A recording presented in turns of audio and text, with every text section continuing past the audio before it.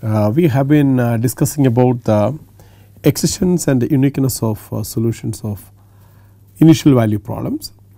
We have so far proved the Picard's existence and uniqueness theorem and also Cauchy-Peano existence theorem. These proofs were involved, and we used many notions from real analysis to prove the existence and uniqueness part.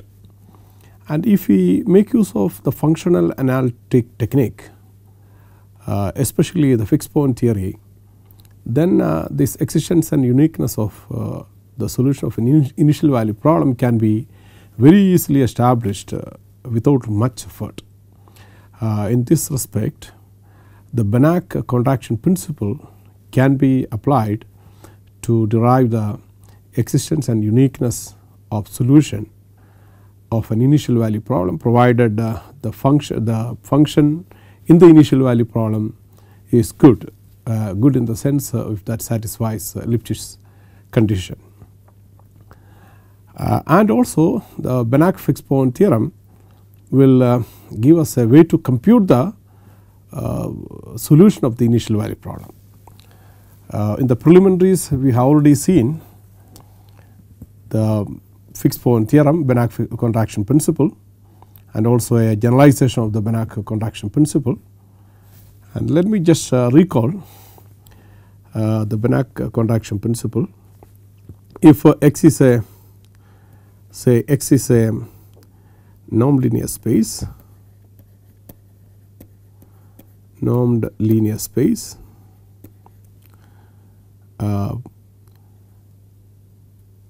and then the space is complete with respect to the norm, and we call this is a complete normed linear space. Let X be a complete normed linear space. A complete normed linear space is called a Banach space.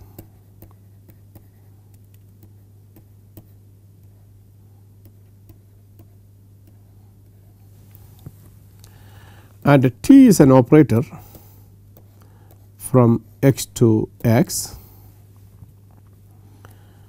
such that T is an operator. This could be a nonlinear operator. So T is called a contraction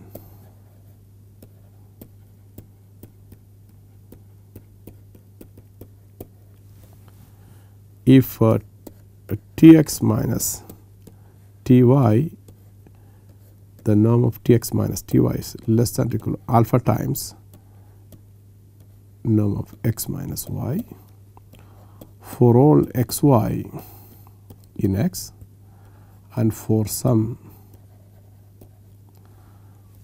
alpha strictly less than 1. Of course, this has to be a no negative number. If a T is a contraction, example of example if f(x) is a function defined by half x, it's a linear function. So it follows easily that f is a contraction. F is a contraction. If is Lipschitz continuous and the Lipschitz constant is less than 1, then is called a contraction. If is Lipschitz with the Lipschitz constant half, so here alpha is equal to half. Another nonlinear example is say f(x) is 1/4 sin x, and we have already seen that sine function is Lipschitz continuous. So therefore 1/sin x is also Lipschitz continuous with Lipschitz constant 1/4. So this implies that f is a contraction on R. R is a complete normed linear space, a Banach space. Now the Banach fixed point theorem says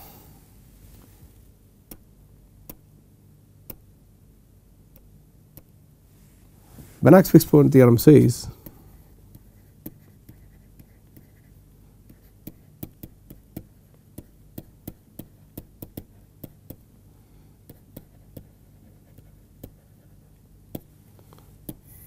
or known as Banach, also known as Banach contraction principle.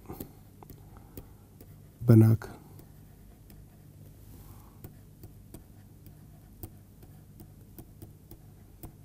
contraction principle.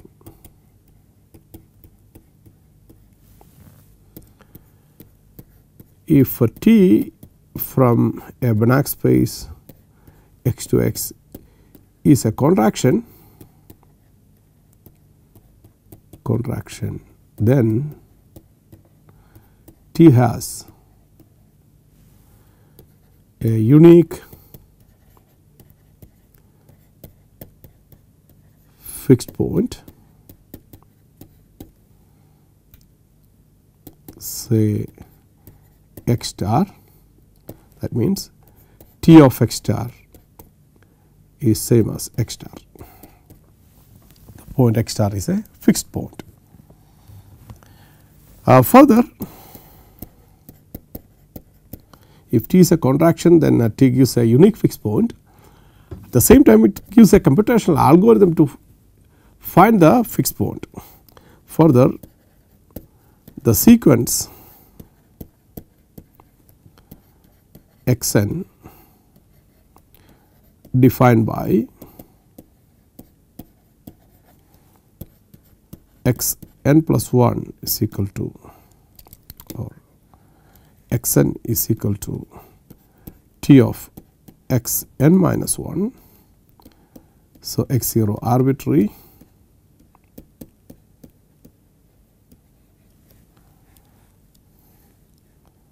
so n is 1, 2, 3, etc. The sequence xn defined by xn is equal to Txn converges to the unique fixed point,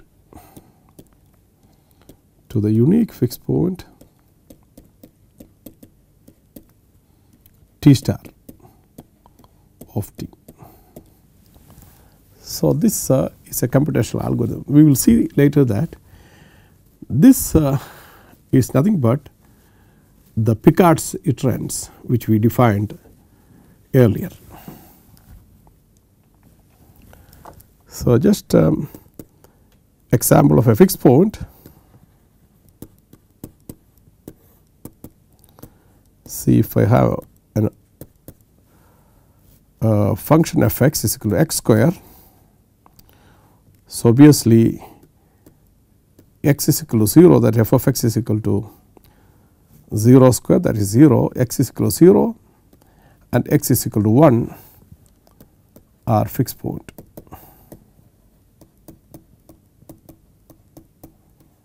Of f x is equal to x square. See, geometrically, if you look into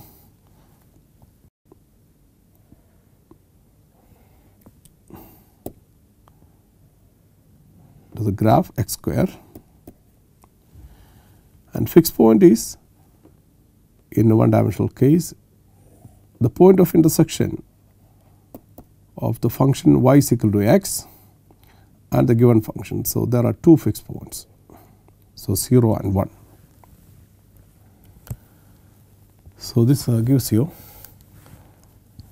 the fixed point, two fixed points are there, and f x is equal to x, all points are fixed points. F x is equal to x cube,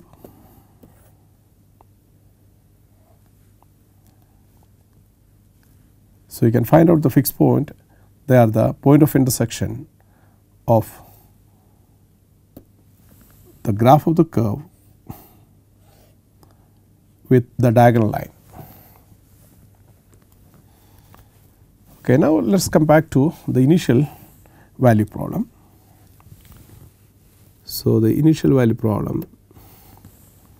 So, we have the initial value problem dy by dx is equal to f of xy with initial condition y at x0 is equal to y0. And now we state and prove the existence and uniqueness theorem for this initial value problem, and the proof of the theorem will be based on Banach contraction principle.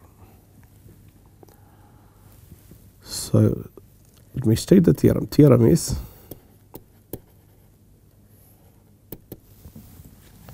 so let f(x,y) be a continuous function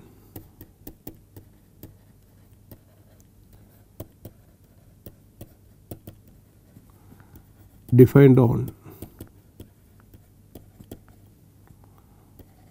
a domain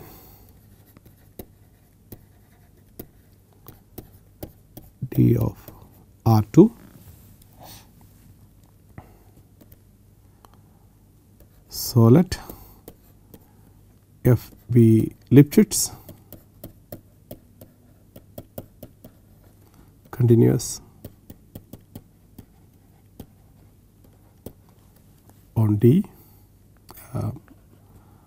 Lipschitz continuous on with respect to y, Lipschitz continuous with respect to y on D.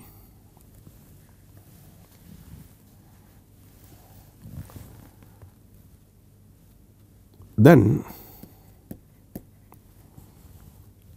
of course other conditions like x0 y0 is an interior point of D, then there exists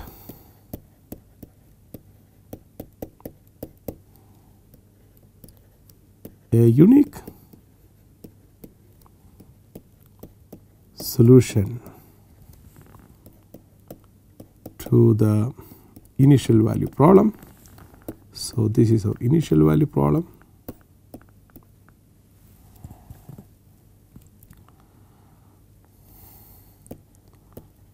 On an interval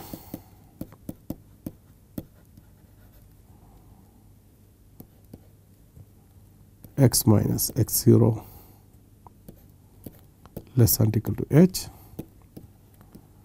where h is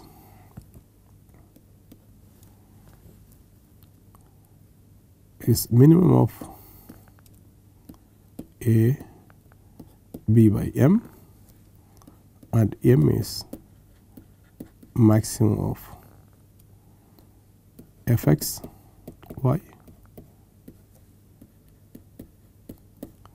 xy is in some rectangle R which is inside D. So R is a rectangle defined as earlier, xy such that x is x minus x0 is less than or equal to a, y minus y0 is less than or equal to b for some a and b such that this R is inside the domain D.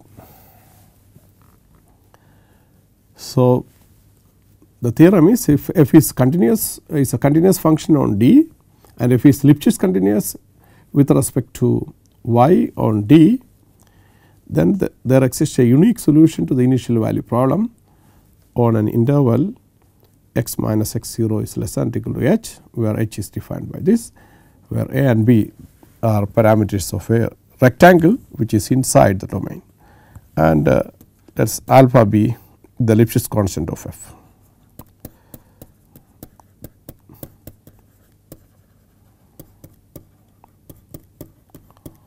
F with respect to y.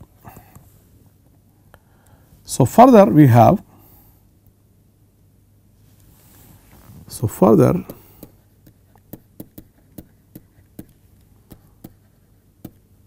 the unique solution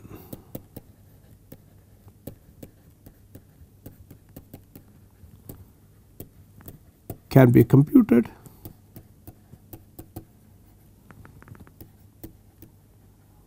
from the successive approximation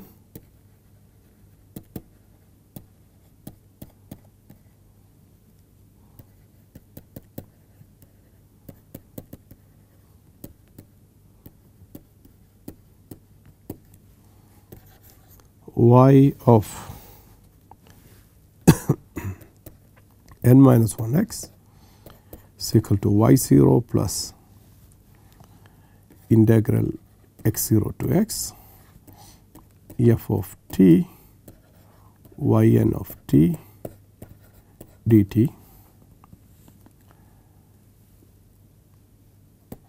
n is equal to 0 1 2 etc. So, this iterative scheme, if you recall, this is the Picard's, known as a Picard's iterants. So, same sequence of functions which we constructed in Picard's iteration.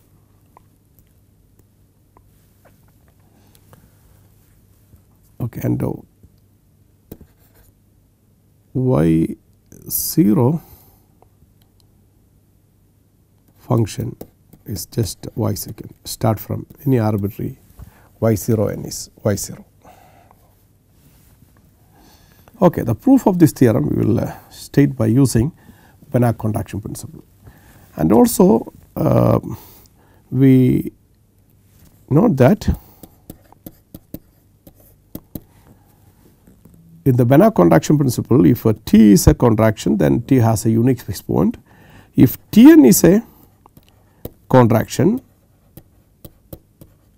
if Tn is a contraction, okay, if T is an operator from a Banach space X to another Banach space X, if Tn is a contraction for some n greater than or equal to 1, then also then T has a unique fixed point.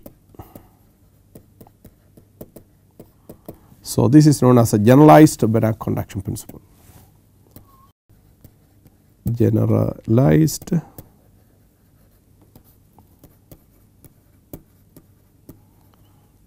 Banach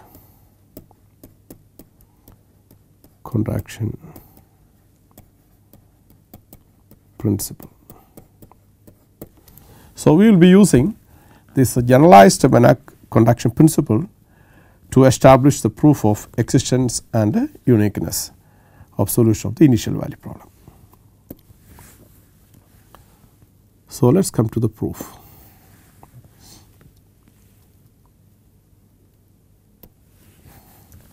Proof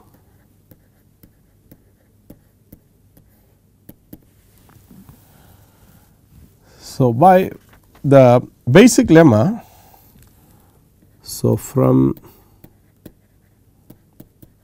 the basic lemma we stated and proved earlier,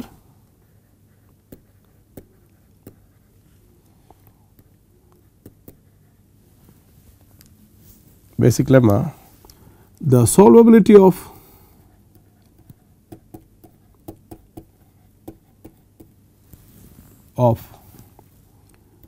the initial value problem follows if the following integral equation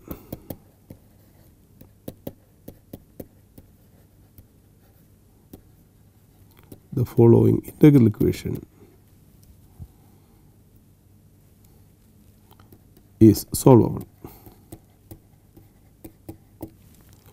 The integral equation from the basic lemma ys is equal to y 0 plus integral x 0 to x f of t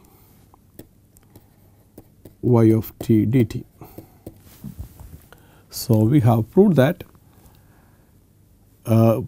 if you want to solve the initial value problem, it is enough to solve this integral equation. This is known as a mild solution of the initial value problem. So, therefore, we are looking for a solution of this integral equation, and let us define an operator. So, let us define first a function. Let x be a function C a b, C set of all not a b. So, our interval is we are looking for a solution from x0 to x0 to x1 for some x1 greater than x0, set of all continuous functions defined on the interval x0 x1. And it is easy to solve that, show that this X is a Banach space. So, if we define a norm, so define a norm for X in X, norm of X is supremum or maximum of X of t, where t varies between x0 x1. It is called the sup norm or max norm. So, X is a set of all continuous functions. So, supremum and maximum, they are the same in this interval x0 x1 closed and bounded interval. So, therefore, X is a nonlinear space. X with this norm is a normed linear space, and also it is complete. Every Cauchy sequence in X with respect to this norm converges to a limit inside. So, therefore, it is a complete normed linear space. It is a complete normed linear space. That is a Banach space. Is a Banach space with sup norm.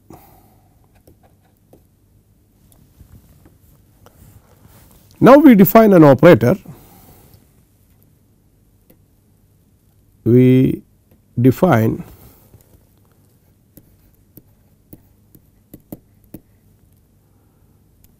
remember our integral equation is yx is equal to y0 plus integral x0 to x f of t y of t dt. Now, I define an operator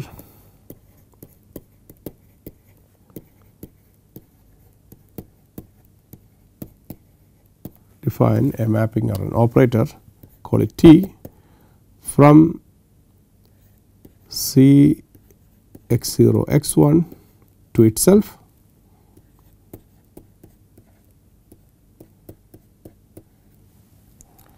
by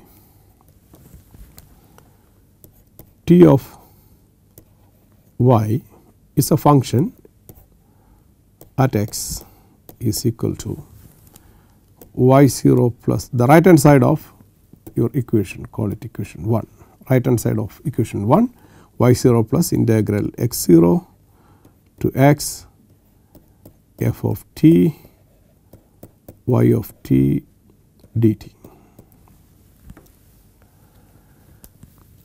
So, f is a nonlinear function, and so therefore, t is a nonlinear operator from the Banach space C to C. Now, if t has a fixed point, if t has a fixed point, that is, if you can find some y such that y is equal to ty, then y is equal to ty, y is equal to ty for some y, then that is nothing but your integral equation.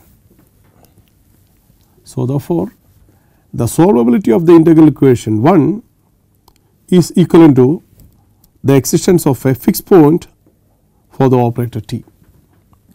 So, therefore, my objective is to show that t has a fixed point. If t has a fixed point, that is there exists a y such that y is equal to there exists a y such that y is equal to t y, then the fixed point y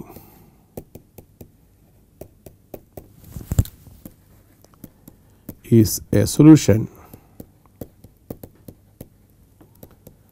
to the integral equation.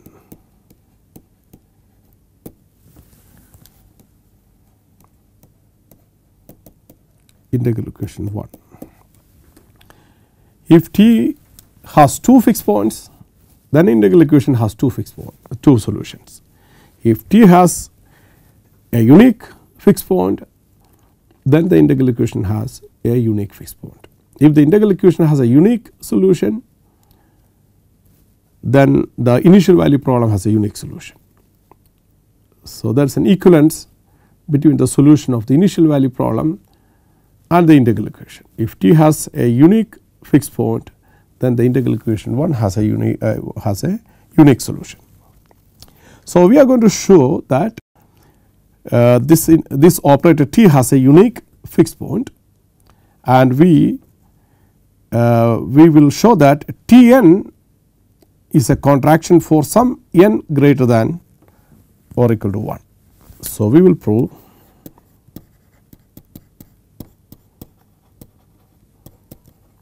that T n is a contraction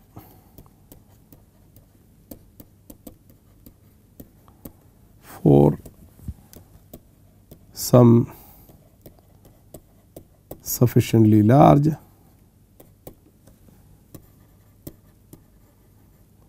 n greater than 1. So, how do we go about it?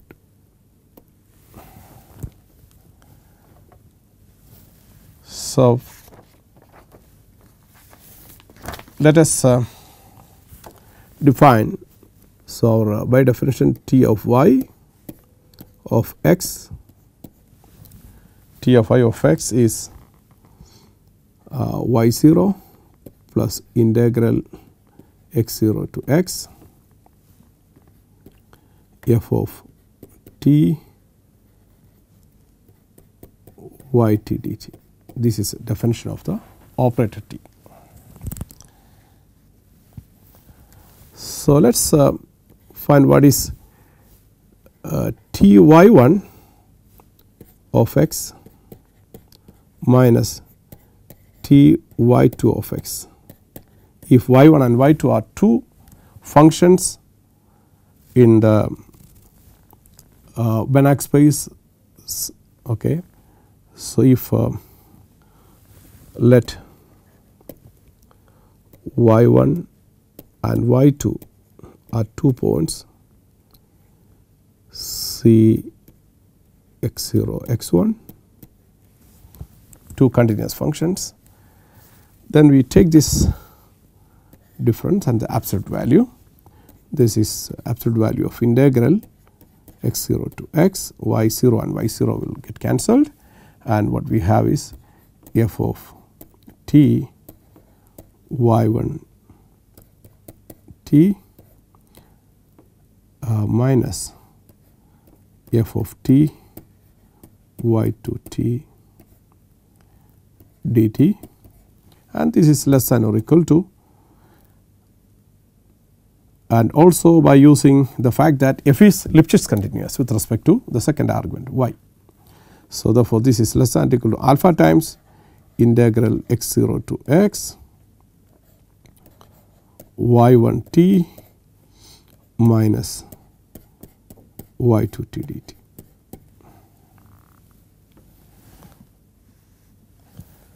So, this is one relation we will be call it equation number 2. Now, this is also greater than or equal to alpha times integral x0 to x. If I take the max of or soup over t in the interval x0 x1 y1 t minus y2 of t, I can take this is greater than or equal to dt, and this quantity is our norm of y1 minus y2. So, this is norm of soup norm y1 minus y2. So, therefore, for this is less than or equal to alpha times integral x0 to x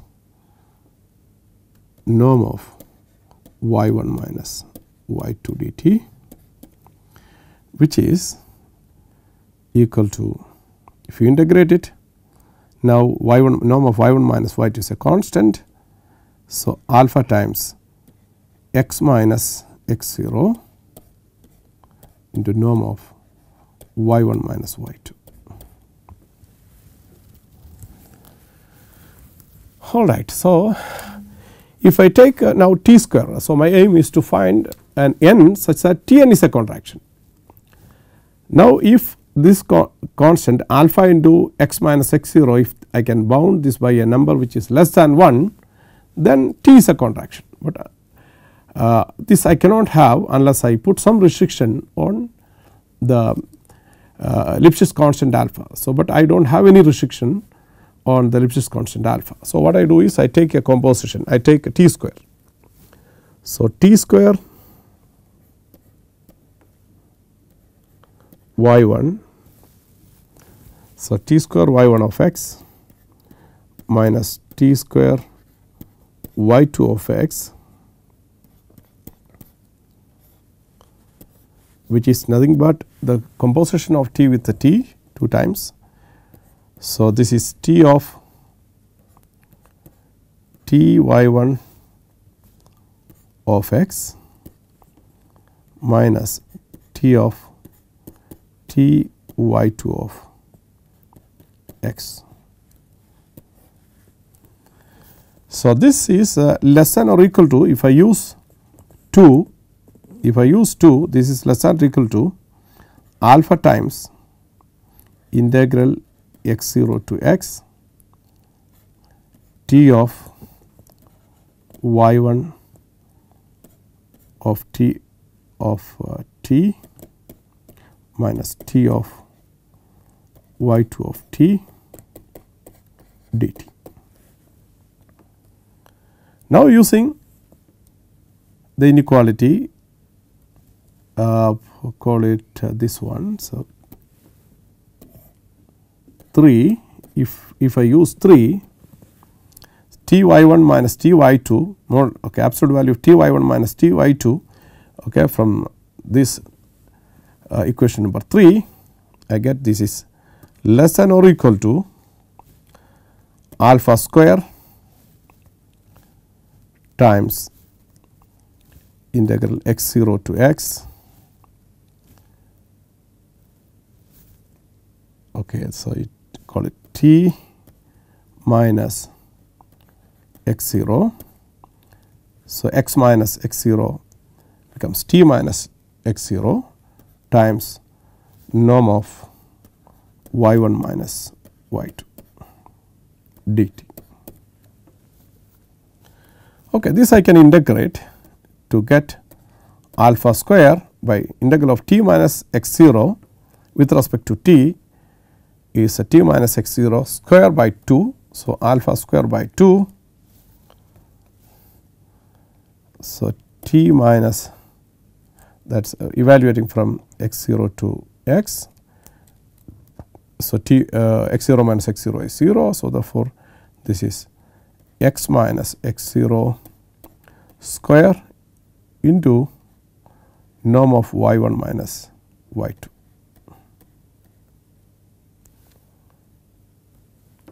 So, this is times norm of y1 minus y2 supremum. So, therefore, what is the conclusion? If I take the supremum of this quantity over x varying on the interval x0 x1, then that becomes a norm. So, norm of t square y1 minus t square y2 is less than or equal to, if I take maximum over there, I get alpha square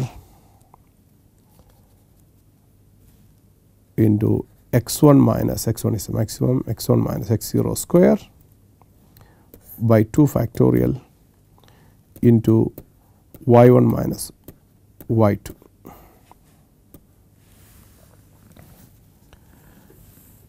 So, I can continue this procedure.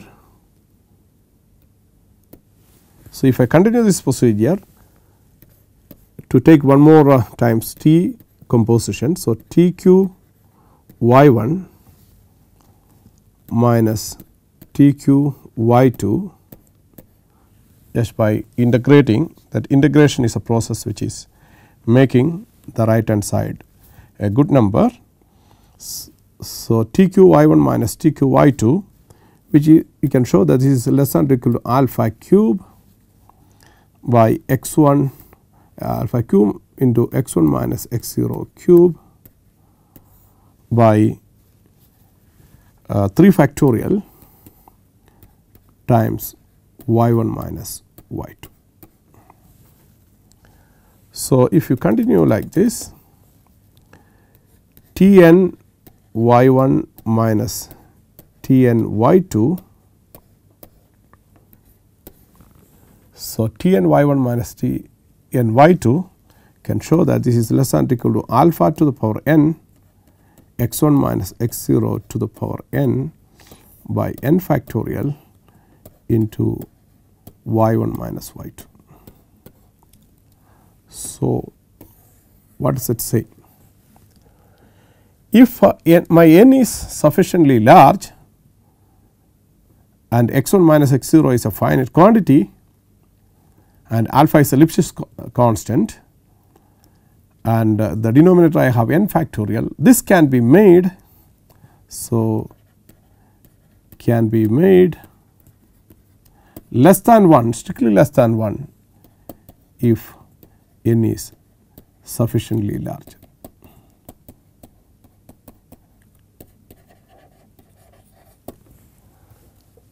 So, therefore, without any additional conditions on the Lipschitz constant of f, I can show that, or we have seen that T n is a contraction.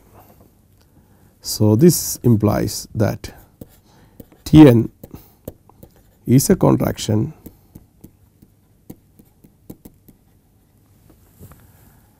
and hence T n is a contraction for n large, for n large, and hence T has a unique fixed point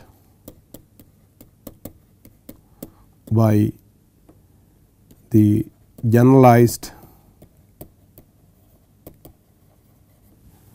Banach contraction principle.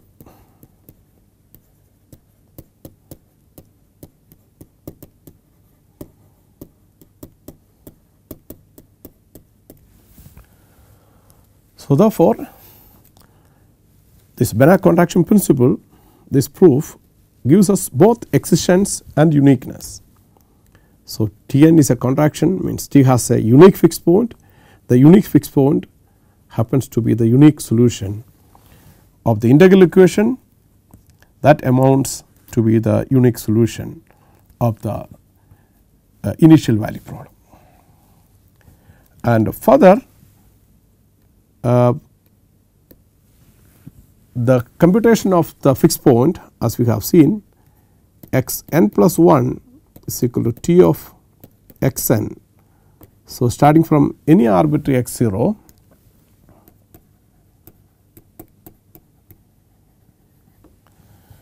that gives us the a sequence x n, that converges to the unique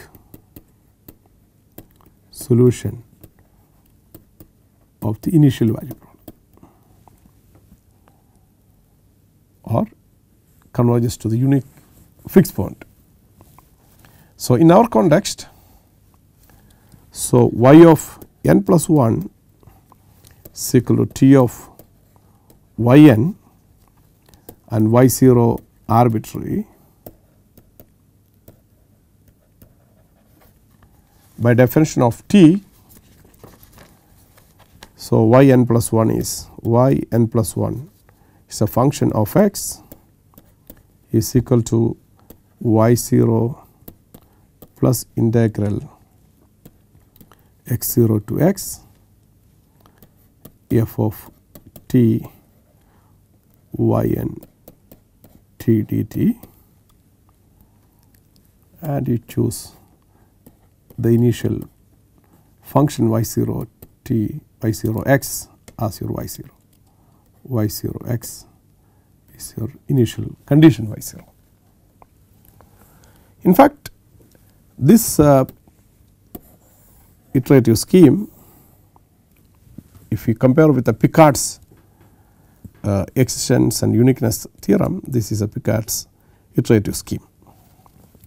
Let us see one example how the initial condition is, or how the solution is computed by using this Banach fixed point theorem is illustrated in the following example.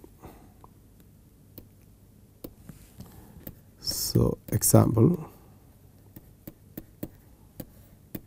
let us take a very simple system, a linear dy by dx is equal to y, where y at 0 is 1, which we all know the solution.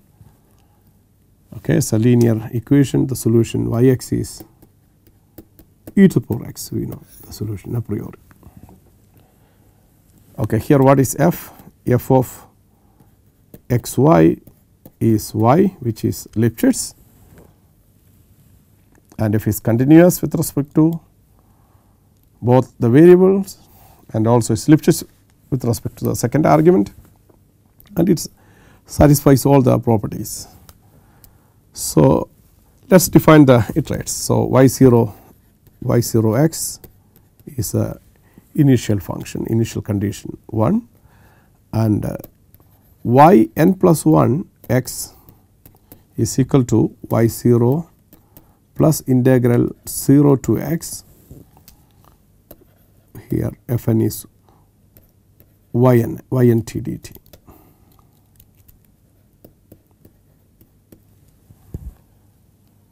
Okay, so therefore, what is y1 x is equal to y 0 is 1 plus integral 0 to x y 0 t dt, and y 0 is your 1.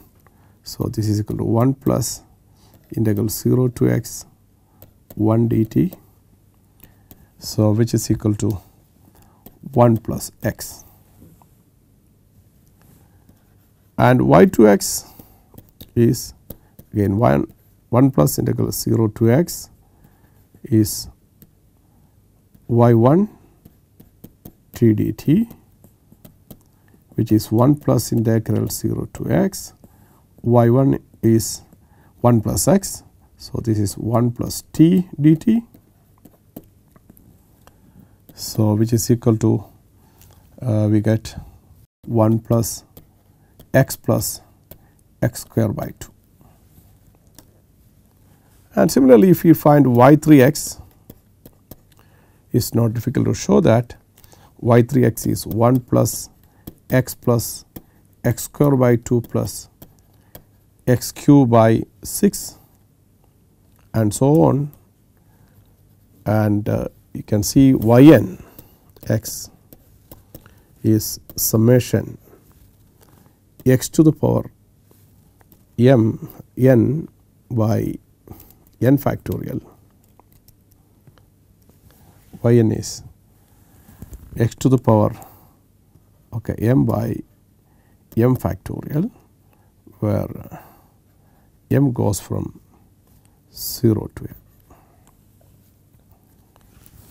So, this as n goes to infinity, this goes to e to the power x as we expected. So, therefore, the computation of the fixed point by using the Banach contraction principle, that amounts to be the Picard's. We see that this is nothing but the Picard's iteration, and by using that one can compute iteratively the solution of a initial value problem, provided if those good conditions of Lipschitz continuity etc. are already satisfied in the equation. Okay, so this portion completes the existence and uniqueness of solution of initial value problem. So, we posed 3 problems initially: the Hadamard well-posedness problem. A model is well posed if a solution exists, the existence problem, and the solution is unique, the uniqueness problem, and the solution is stable. Stable in the sense if the solution changes continuously with respect to the initial condition, then the solution is stable. All these 3 properties of 3 conditions of Hadamard, the one is left out is the stability, the third condition. We now look into the stability aspect of the solution of the initial value problem.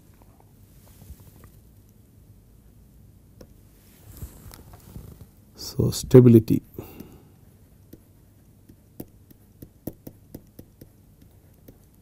of solution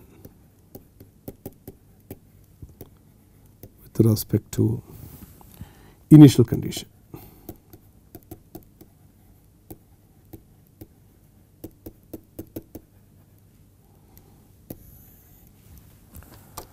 Okay, consider the initial value problem.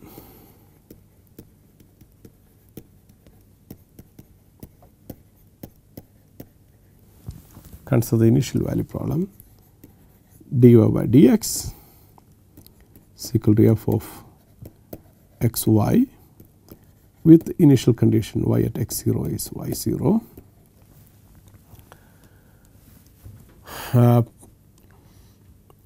And if I change y0 to say y0 tilde, if with y0 I have a solution say yx, and what will be the corresponding solution of y0 tilde? What is the relationship between? If y0 is changed to y0 tilde, and what happens to the solution y, and what will be the relationship, or how much close, if y0 and y0 tilde are very close, how close y and y tilde, the corresponding solutions? That is our question. In other words, it comes practically in many applications, because in many experimental data, the initial data we take from the instrument, from a device. While taking the reading from the instrument, either the instrument may not be that very accurate, or the person who is taking the observation is not very keenly taking. There may be a possibility of a little bit error in the initial data y0. If a slight error in the y0 makes a slight error, a corresponding small error in the solution, then the solution is reliable. Then we say the solution is stable if a small change in the initial data results in a small change in the solution, then the solution is stable. A small change in very small change in the initial data results in a drastic difference in the solution, then that solution is not reliable, it is not believable. So, therefore, we want to make sure that the solution is stable in this sense. So, mathematically it is nothing but the continuity of the solution with respect to the initial data. So, stability is the continuity of solution with respect to initial data y0. Again, if our function f is nice, if f is continuous with respect to x and y, and f is Lipschitz continuous with respect to y, then the stability is also guaranteed.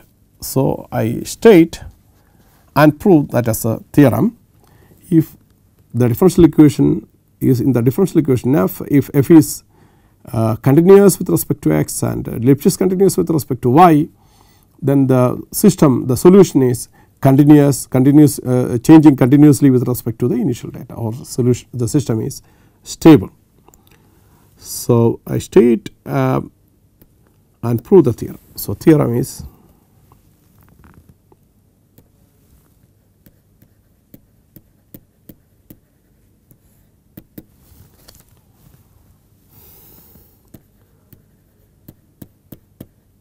suppose that f of x y is continuous on D a subset of R2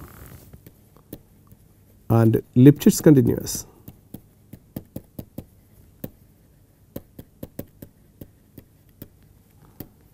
with respect to y on D, then the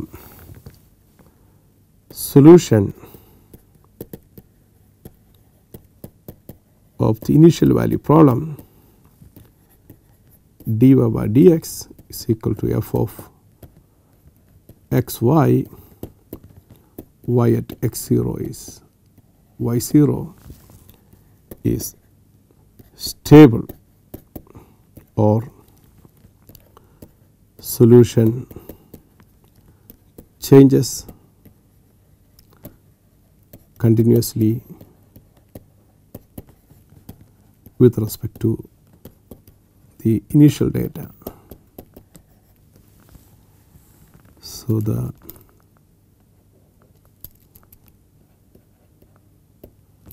initial data y0.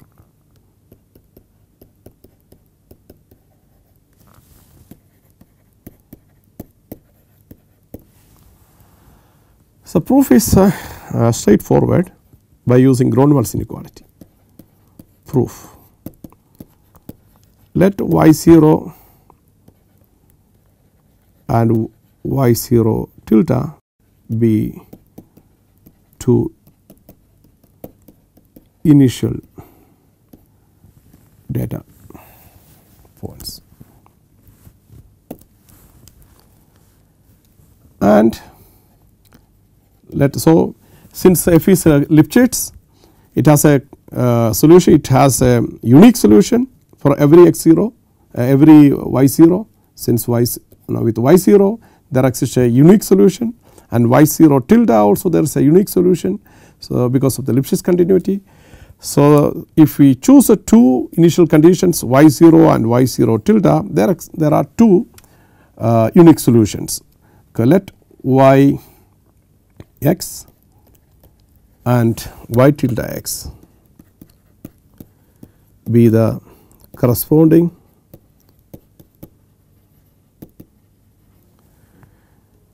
solutions of IVP. Okay. So, such solution exists and such solutions are unique. So, therefore, what we have is corresponding to y0 we have a solution yx is equal to y0 plus integral x0 to x f of t y t dt, and with the y0 tilde the solution is y tilde x is equal to y0 tilde plus integral x0 to x f of t y tilde t dt. So, there are two solutions. If I find the difference, say yx minus y tilde, and I take the absolute value which is less than or equal to taking the difference y0 minus y0 tilde plus integral x0 to x, and since f is Lipschitz continuous with respect to the second argument, one alpha comes out. So, this is yt minus y tilde t dt by Lipschitz continuity.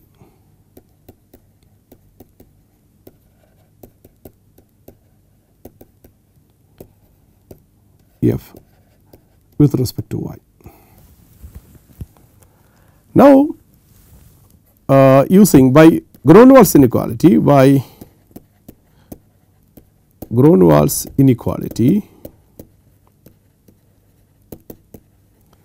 okay, we can see left hand side and right hand side both you have yx minus y tilde. So, that can be bounded by another function on one side, that is yx minus y tilde x is less than or equal to y0 minus y0 tilde into exponential alpha times integral x0 to x dt, and this can be bounded. This is less than or equal to y0 minus y0 tilde e to the power alpha into x minus x0, and x minus x0 this can be bounded by h, or if we take x1. Okay. So, that is h less than or equal to y0 minus y0 tilde into e to the power alpha x1 minus x0. So, what does it say? It says that yx minus y tilde x is less than or equal to y0 minus y0 tilde e to the power alpha x1 minus x0, which is a finite quantity. And so, whenever y0, so for every small change in y0, the difference between y0 and y0 tilde is small, then the corresponding difference between yx and y tilde is also small. So, for every epsilon greater than 0, there exists a delta. The delta is given by epsilon by e to the power alpha x1 minus x0. If I choose this delta, then it follows that this y is continuous with respect to y0. So, now it is obvious that the solution is also continuous with the initial data. So, therefore, if a function, if the initial value problem, the function satisfies a Lipschitz type condition, then the solution is also stable with respect to the initial data. Okay, so, with this we finish the stability aspect of the solution. We have seen the existence, the uniqueness and stability. Okay, bye.